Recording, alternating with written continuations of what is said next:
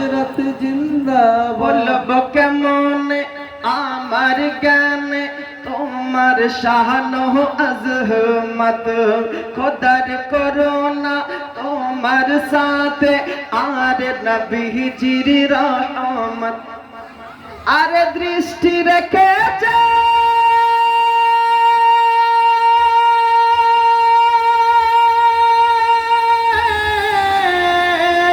দৃষ্টি রেখেছেন তোমার প্রতি, দৃষ্টি রেখেছেন তোমার প্রতি শাহেনশাহে বাগদাদ আলা হযরত জিন্দাবাদ। আলা হযরত জিন্দাবাদ। आला हजरत जिंदाबाद, आला हजरत जिंदाबाद। हज करिते मायर साथ गेलेन मक्का भूमि, माज दरियाय झड़ेर कबले पड़लो জাহাজ खानी।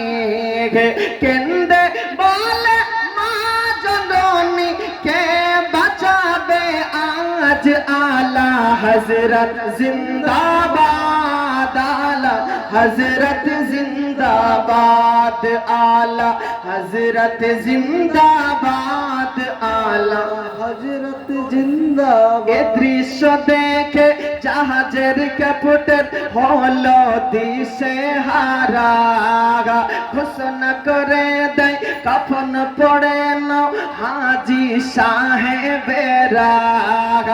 এ দৃশ্য দেখে জাহাজের ক্যাপ্টেন হলো দিশে হারা, ঘোষণা করে দেয় কাফন পড়ে নাও হাজী সাহেবেরা। আলা হযরত বলে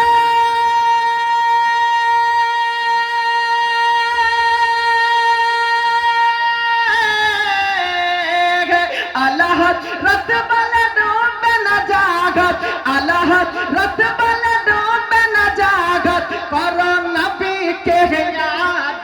आला हजरत जिंदाबाद, आला हजरत जिंदाबाद, आला हजरत जिंदाबाद, आला হযরত জিন্দাবাদ। मोहब्बत बोलें सुभानाल्लाह। সুবহানাল্লাহ। মিল্লাত ইসলামিয়া সমস্ত তারিফ ও প্রশংসা সেই মহান আল্লাহ পাক জাল্লা শারাহুর নিমিত্তে, যে আল্লাহ পাক আপনাদের আমাদের সকলকে নানান ব্যক্তি ব্যস্ততার মধ্য হতে ফারেক করে এহানো মেহফিলে আনিয়েছেন, বসিয়েছেন।